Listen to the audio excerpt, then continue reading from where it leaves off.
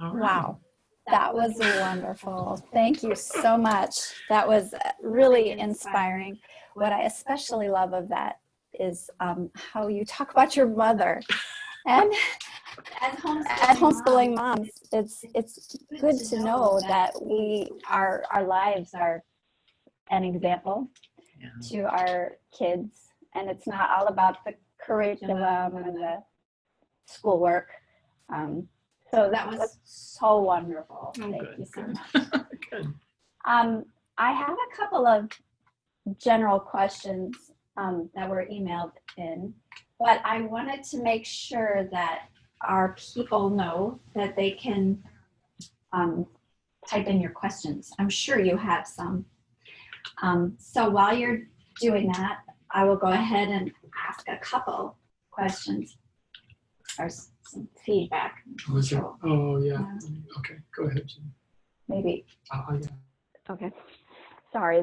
Actually, to tell you the truth, Cindy and I are in the same room, so we're kind of trying to figure out how to not horn in on each other's microphones, which causes feedback. I hope that's not a problem for you guys. All right, so let me just ask the first question, Cindy, that I have here. Not exactly related to what you were saying, but I think related to you as in your experience is one of our listeners says that she works part-time and she is going to take on homeschooling. And she's just wondering if you have any insight or tips or thoughts about trying to juggle she has 2 kids, so maybe kind of similar to you, how she can juggle the part-time work and the homeschooling. Sure. At the same time. The first thing that comes to mind is if you can release one responsibility to your husband, that's a big help. My husband has done the laundry in our house for years, for decades. That was the thing he took on. And he still does the laundry now, which is nice just because he's in the swing of it. But that was a big help to me that I never had to think about the laundry. And, of course, as the girls got bigger, they did their own because they, had special things they wanted to wash a special way or a special time. But if you can get one chore released to someone else, that can be a big help. And the other thing with, like I said, my husband works 3 to 11, and I worked in the mornings. So I had a little bit of flexibility as to the time that I started. So sometimes I would get the kid going on a project, and that's something that she could finish without me. Or I would say, start with the things that you can do without me while I'm gone, and then when I get back, we'll do the things that we do together, like do your reading that that you do on your own, different things that they do on their own, and then get together for the other things. I would say a lot of times people can. Your husband can be a big help in teaching. It depends on your husband, though. If I know something, I know how to explain it to my kids. I can get them to understand it, but I don't know as much as my husband. He knows a lot more about science and advanced math and things like that. But my husband is not a good explainer. He's one of those long talkers. He can't just start with what is the problem. He has to say, well, remember when you learned to multiply or whatever. He just takes it back too far. And so, you get a little eye rolling from the girls when Dad's called upon to step in. But your partner may be different. But I know in some families, they split things, like Dad always does the math with the kid, or Mom always does the math with the kids, something like that. Just if you can get something that you can count on, some help that you can count on, it makes the rest of it a little bit easier. Great, that was very helpful. Another question that came in is maybe not quite as practical of an answer, but a very good question. She's wondering, how do you work with your kids' natural motivation rather than against it? Let me think about that. I kind of get the idea that they're not as motivated as you would like them to be. Do you think that that's the bottom line there? I don't know. I have two, my two girls that were, because there was such a big age difference, they kind of were both like only children and had some of those characteristics that are common with only children. They both really like to do well. Do it when they do something, they like to do it well. So they were pretty easy kids. I really did. Really did, get the good part on that.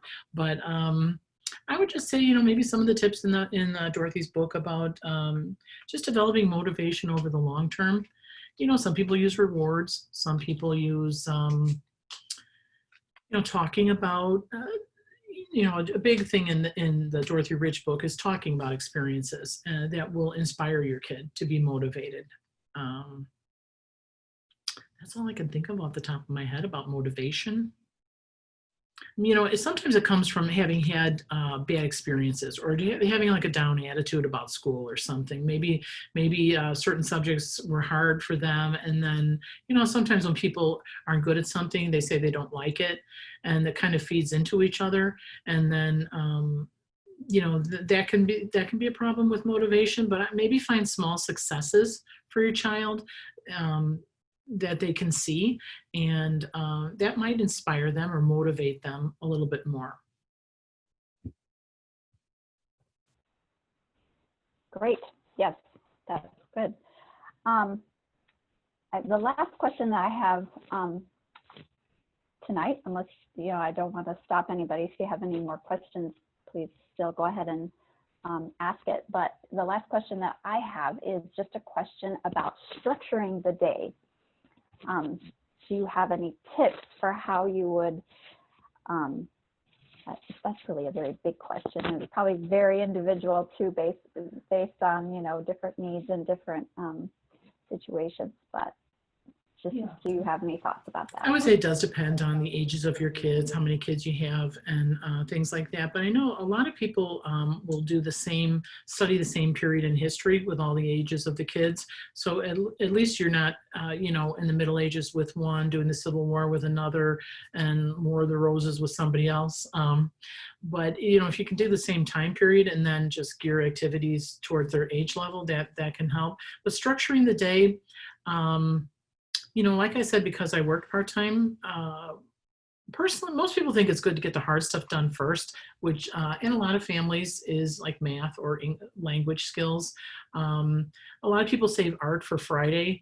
That bothers me. Having been an art teacher, I really feel like the best thing you could do is do art first thing Monday morning, because for one thing, it doesn't get cast aside or run out of time to do it, and it shows your kids that that you place a priority on art and being creative and all the things that art encompasses. I could do a whole little thing on that.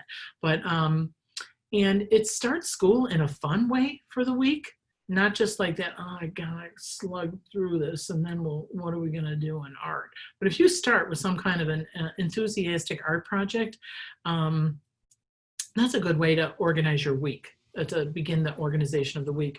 And as far as the days, like I said, I would, start them sometimes with something, or maybe I would go in a little bit later to work and work with them a little bit more on something.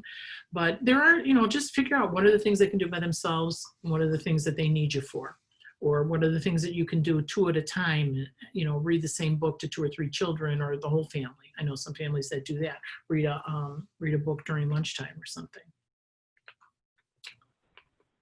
Yes, that's very good. We did get one more question here. You talked about if you're working part-time, one very good thing to do is to have your husband or wife, I guess, if you're a homeschooling dad, takes on something. And this question is, how do you communicate to your spouse that he is needed at home? She feels a certain level of frustration because she feels that his idea is he's working outside the home, so he shouldn't have to participate, in the homeschool. So do you have any thoughts on how to kind of elicit some help? Well, a couple different things. For one thing, when you're homeschooling, you're really doing 2 jobs, because you already are a homemaker.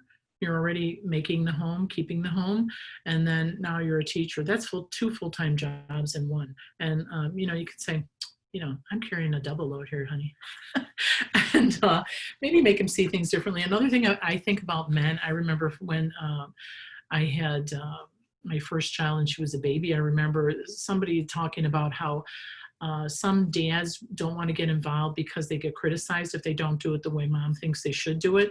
And I would say if you're going to turn over the laundry to your husband, maybe give him a little instruction, maybe make a little chart, and then let it be and learn to accept it. Same thing with any kind of a chore that you can give them. But I think sometimes it is that dads are, you know, afraid that they're going to be told that they weren't doing it the right way.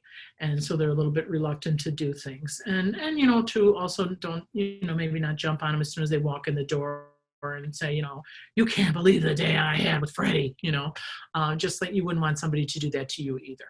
But, you know, maybe make a, you know, just communication is really big, and just tell him you at least need to have him listen to you for so many minutes a day. Maybe it's in the morning, maybe it's at night, to let you download your stress and challenges and accomplishments for the day. You need some time at least to do that, for him to be your sounding board. That's a small part he can play that doesn't actually require, you know, physical work, or maybe just, you know, some small thing, or just ask them, what small thing would you be willing to do to help me? Not a big thing. I'm not asking for a big thing, but would there be one small thing? And I know sometimes people do that. I know a family where they had a really small house and they had, I think, 5 kids. And they had a strange arrangement where the stove was actually in the basement, I think, and their kitchen was small, and it was such a hassle to do the dishes. Everything in the kitchen was a hassle. And her husband said he would do the dishes. And he would be the dishwasher until they moved. They were looking for a new house. He would do it. And she said he kept his word. She said he didn't always do them exactly when I wanted them done. Sometimes he piled up a little bit, but he always did what he said he was going to do. And having somebody do what they say they're going to do is even more important than the size of the thing that they do. So I would suggest just try to get him to do maybe something that he chooses, some small thing. Could be vacuuming every 3rd day, or, you know, some small thing, but something that you can count on. Just like, you know, when you're dating, when I was dating my husband, the first time he took me somewhere, he opened the car door for me, and I thought, this man was raised right. And he always opens the car door for me. You know, and I would say in the last few years, not all the time, because we're just so practical, we just get in the car and go somewhere. But if we're doing anything that's a little bit special, he opens the car door for me, just because that's the way, it's like a chivalrous thing that he does. And it's nice that I can count on that. I don't have to wonder, is he going to do that? He opens the car door. And it just makes me feel kind of special. And it's a small thing. So maybe there's some small thing that your husband can do for you. All right. Very, very good. Thank you, everyone. I think that about wraps it up. So thank you so much to everyone who logged in, and thank you again to Cindy for that wonderful presentation. You're welcome. All right. My pleasure. Good night, everyone. Good night.